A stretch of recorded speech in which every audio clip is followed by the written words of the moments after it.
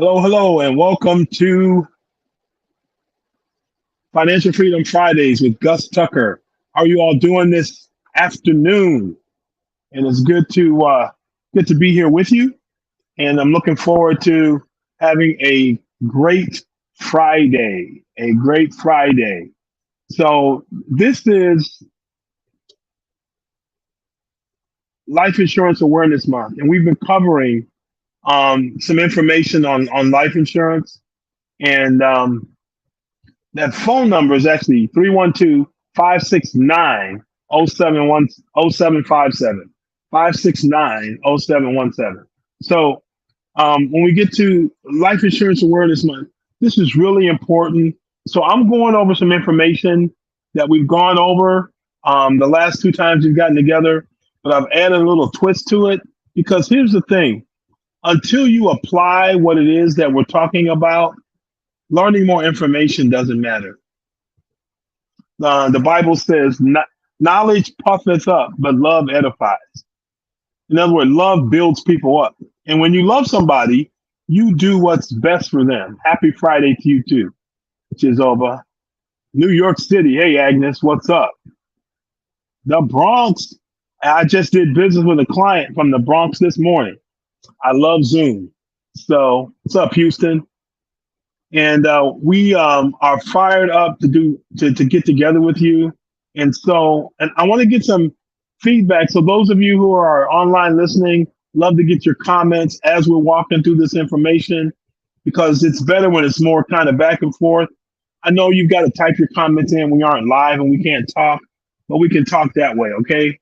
So with that, we're going to get started. I'm going to we're going to So it's Life Insurance Awareness Month.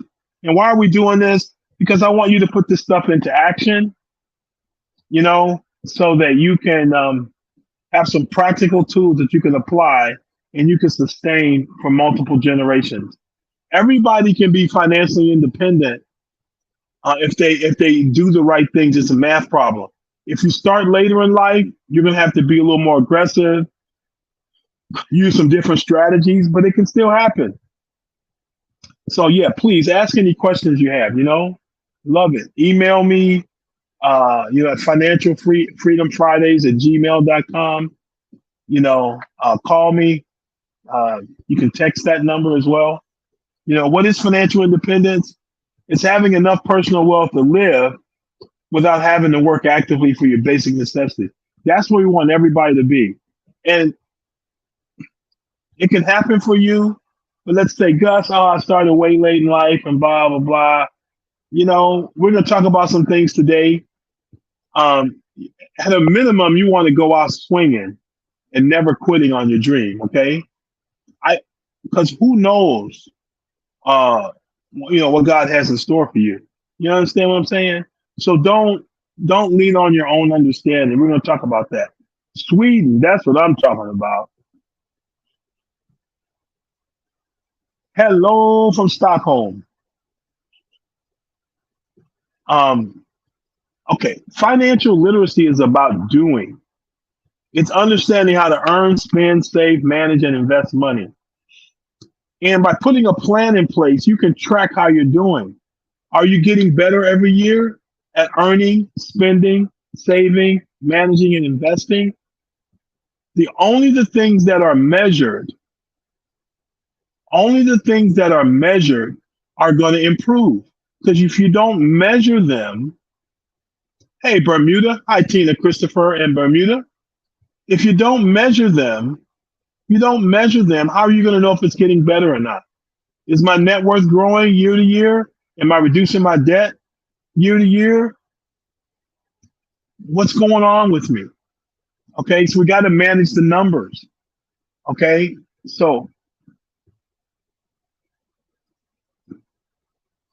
now, what is this paragraph from?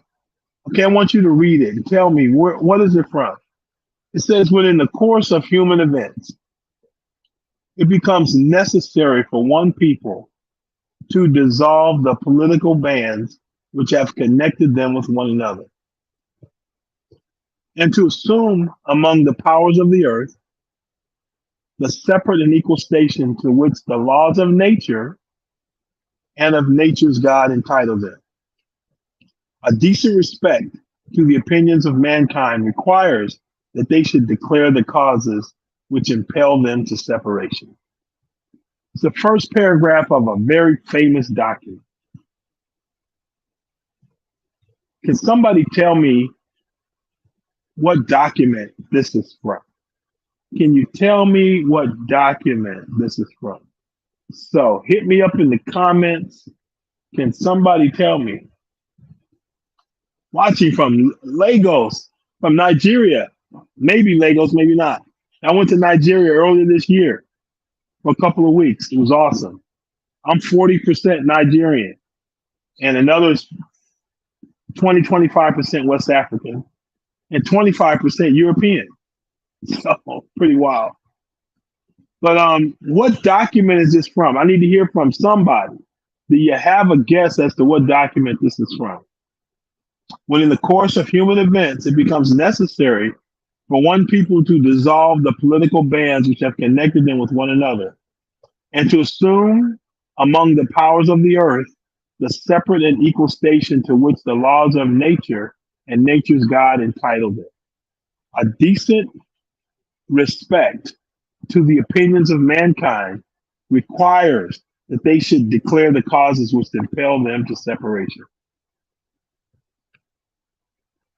No guesses? Going once? Going twice?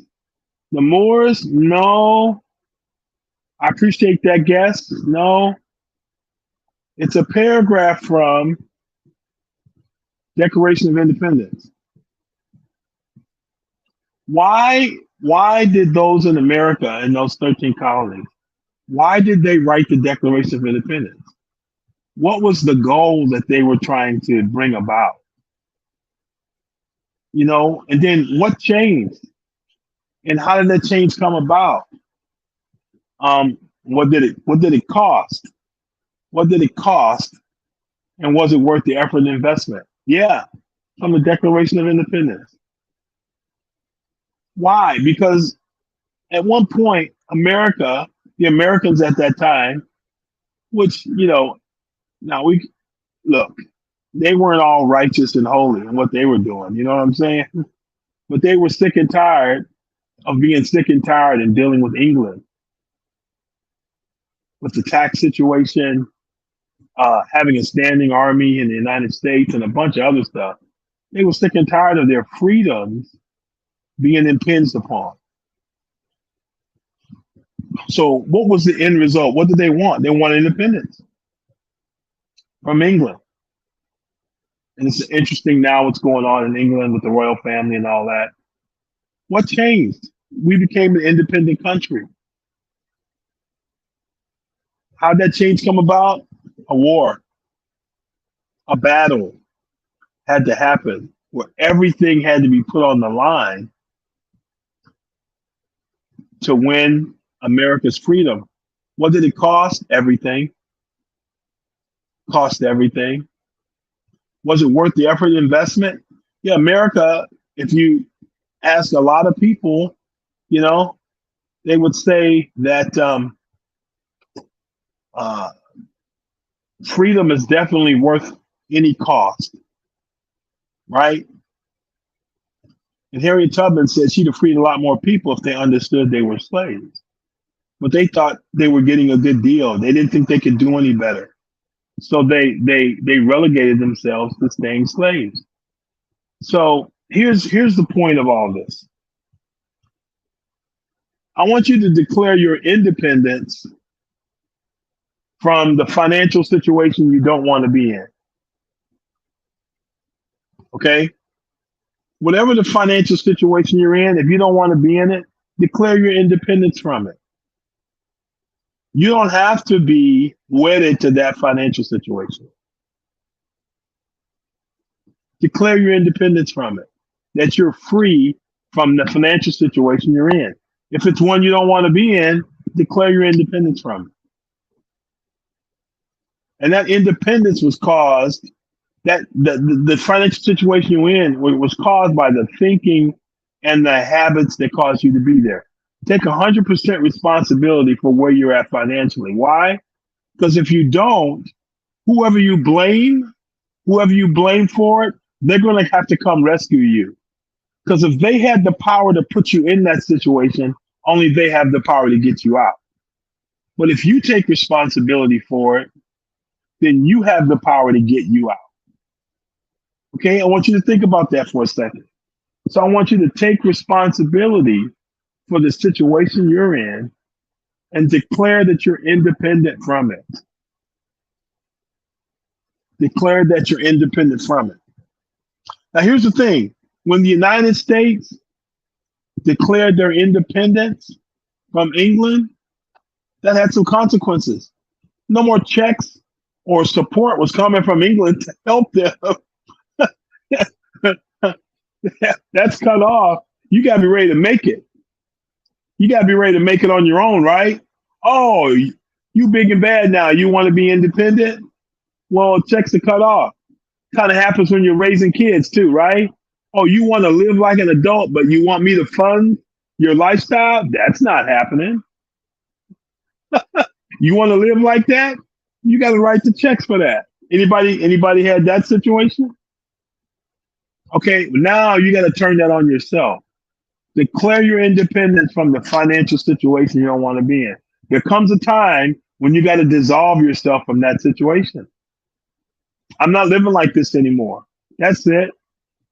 Period. And then take responsibility for what put you there. Now, at the same time, you need to declare your dependence on something because none of us get through this life alone. Declare your dependence on some things. One, I challenge you to declare your dependence on God. Now, I can't tell you who to believe in. I know who I believe in, and that's the person. Nelda Williams, you nailed it, right? Declare your dependence on God. Declare your dependence on God. Declare your dependence on your God-given dreams and purpose. I was talking to a friend of mine yesterday, and I said, "Yeah, man. In the past, I used to have all kind of goals and dreams. Now I just have God's goals and dreams. Because my goals and dreams don't work out too good, and even when they do, they don't work out too good." So God gave a command about mankind in Genesis 1:26-28. You ought to go read that. Um, some people call it the dominion mandate, where God gave to us the stewardship of the earth to take dominion over it and to be a steward of it, a manager of it. God still owns it, but He gave it to us to be the manager of it. Just like your money, just like your life, all the resources that you've been given, your brain, the gifts and abilities you have, the time you have on the earth, the relationship, all that stuff, those are assets that God has given you to be a steward of and to give Him a return on investment. God is looking for a return on His investment in us. And He's willing to fund that return on investment that's consistent with His purposes for you. He'll fund it. People look for venture capital, right? All the time. God's got all the venture capital you need. But you have to have a kingdom and a wealth mindset. A kingdom and a wealth mindset. You have to have a strong work ethic.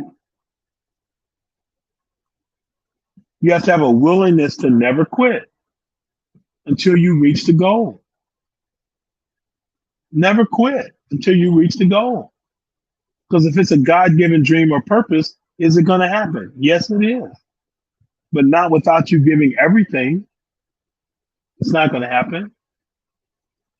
Because the just man walks by faith. The righteous walk by faith. You just keep doing it. So now it's time to execute and take action on the things we've been talking about, okay? It's time to execute. It's time to take action. Okay, so what we've been talking about is one, Um, your skill, managing money is a skill.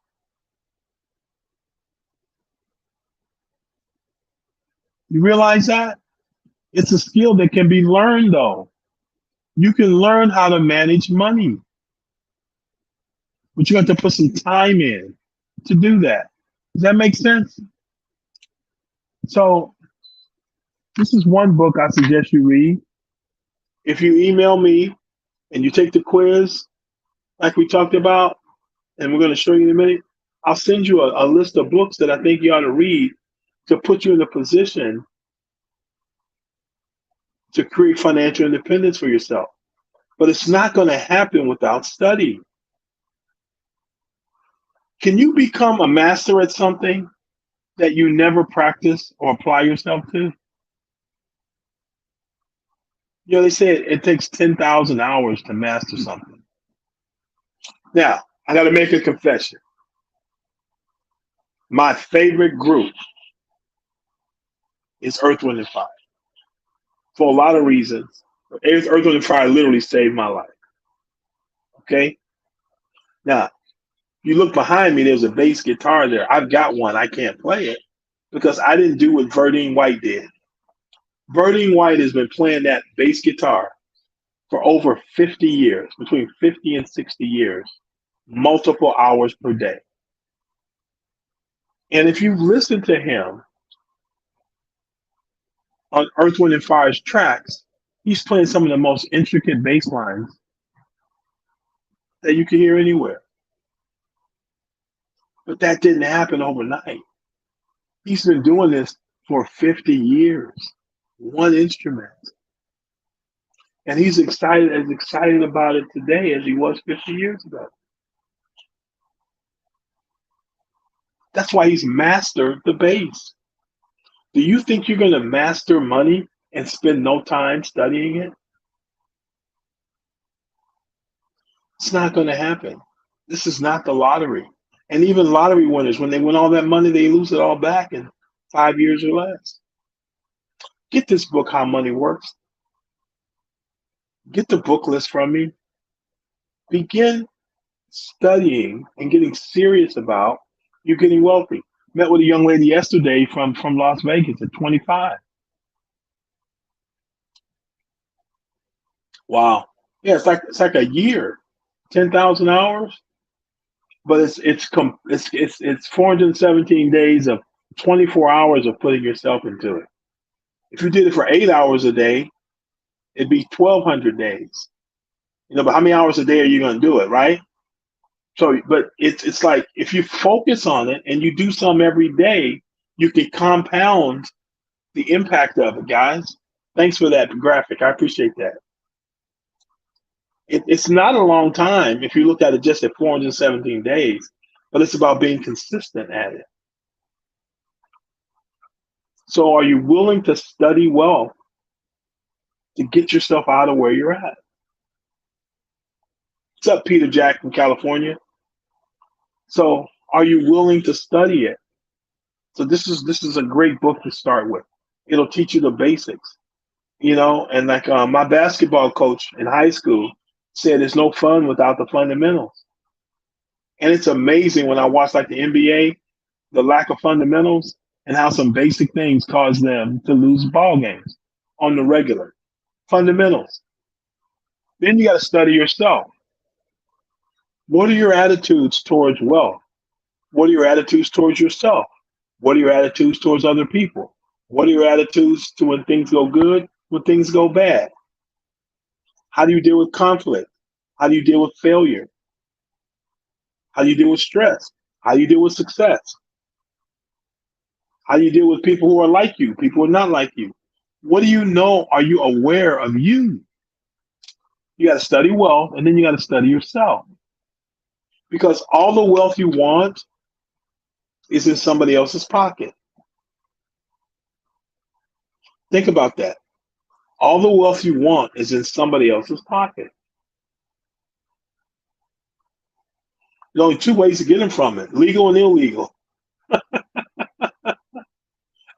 Legal or illegal. If you do it legally, you've got to provide value to them for them to give you your money. Illegal is you figure out a way to take it from them. Okay? I encourage you to read this book, The Power of One More, and then read the books that it references. Why? It's about studying you. The Power of One More is about studying you. It's very practical, it's very hard hitting, straightforward. Ed Milet goes through some very practical things.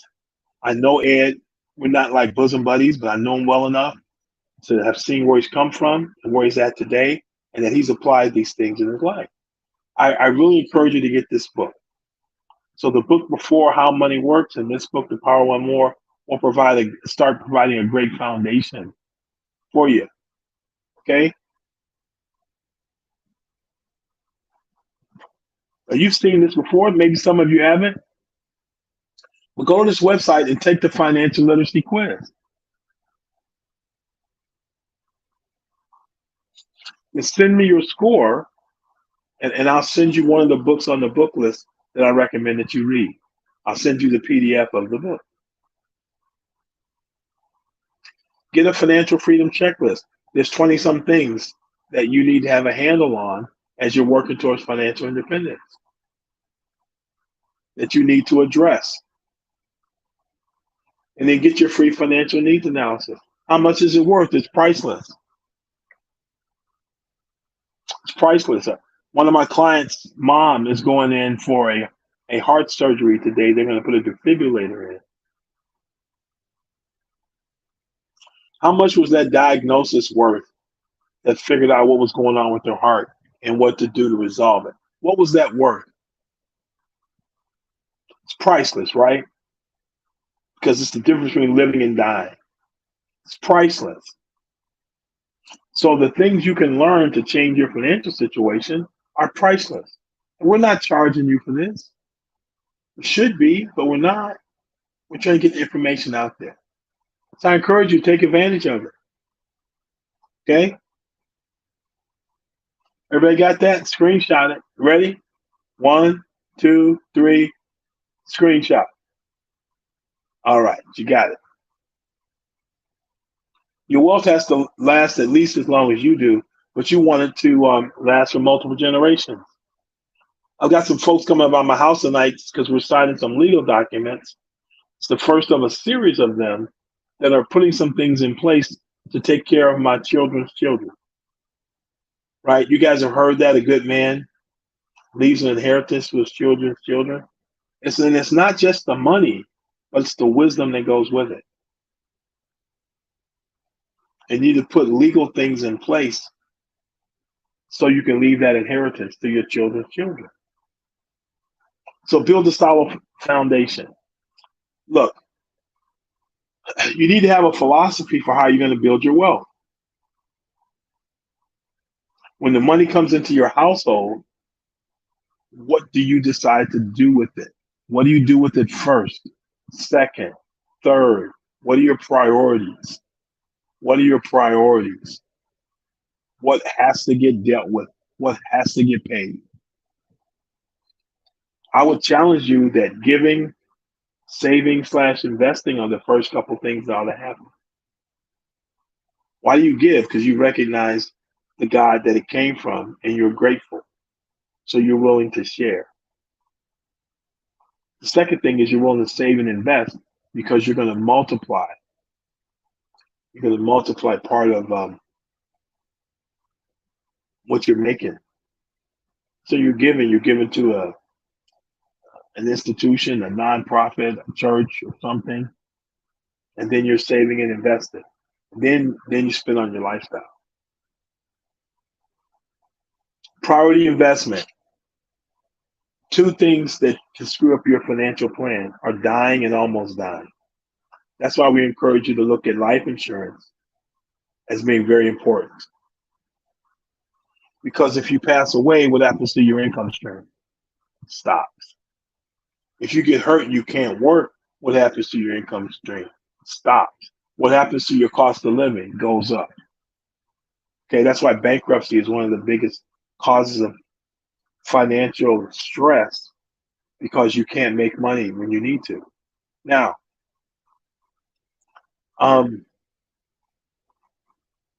You can find this video if you Google that link and you Google this person on Rhonda Lee on Yahoo Money, Ronda Lee, Rhonda Lee at Yahoo Money. This video come up. It says Black Americans are more likely to carry life insurance than the average American, but their coverage does little more than provide for funeral costs. 56% of Black America of 56% of Black Americans have life insurance, but they don't have enough. 46%, 90% of them are underinsured. Why? Back in the day, yeah, insurance companies discriminated against us, but now we just don't buy enough. Because when that person passes away, it's not just about burying them, it's about they were an economic engine that was throwing off cash to the rest of the family. What happens to that economic engine? Well, it's gone. Well, life insurance can help replace it, along with other assets, real estate, businesses that you own, patents or intellectual property that people are engaged on in their business that's throwing off cash. Not having life insurance is a part of the wealth gap that we have in America. It says here, what I hear is my parents didn't help me, so I'm just going to bury myself. Every generation starting over from ground zero. If we do this right, generations don't have to start over from ground zero. You can give them a lift. You guys ever see the movie Back to the Future? We're going to end with this. We're going to pick up with this when we get back together. Because I want to know, I want to hear from you in the comments or through email or text. Are you insured? Are you insured? Okay, if you look at your annual income, how many years of your annual income could your life insurance policy take care of for your family? So let's say you make $50,000 and you got $50,000 in life insurance, it would take care of 1 year. Let's say you got $1 million, it would take care of 20 years. So think about your income right now, and then how many years of your income would your life insurance take care of? So send us that either through email, through Messenger, a comment on Facebook. How many years could your insurance take care of? First thing I want to ask you. Next thing, in your household where you live, is everybody who makes money, are they insured? Yes or no?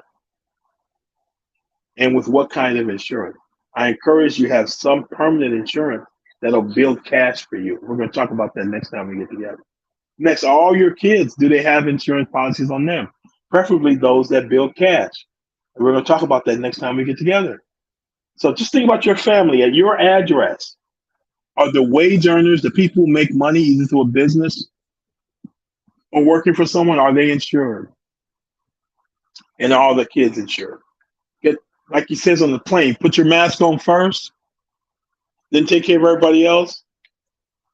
So first, mom and dad, put your mask on first.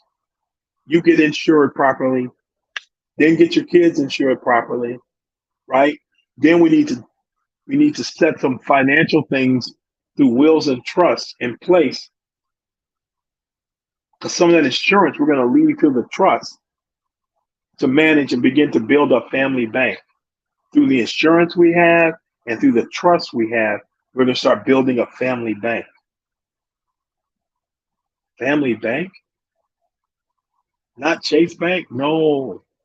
Your last name bank. Chase is somebody's last name too. JP Morgan, Chase. Those are the people's last name. They have a family bank. I want you to have one. Okay, so are you insured? Person making money at your house, and then how many years of your income are you insured to leave behind? And then all the kids that you have, are they insured? Let's just start there. That's 2 generations. Okay, so that's our time, and we're going to talk about this. We're going to start here on slide 16 next week, and then we're going to talk about you creating your own family bank, you creating multi-generational wealth, and this is the basic plan. Let's learn adding and subtracting before we go to calculus. Okay. Yeah, like and share the broadcast with other folks. Let's get the word out to people. We want to change the narrative for people of color and really all people as it relates to money. We don't have to be broke. Okay. All right, guys. Have a great weekend. Be safe out there. We'll see you next Friday. Okay. Take care now. Declare your independence from the old ways and then declare your dependence on God, right? On his God given dreams. And then don't quit.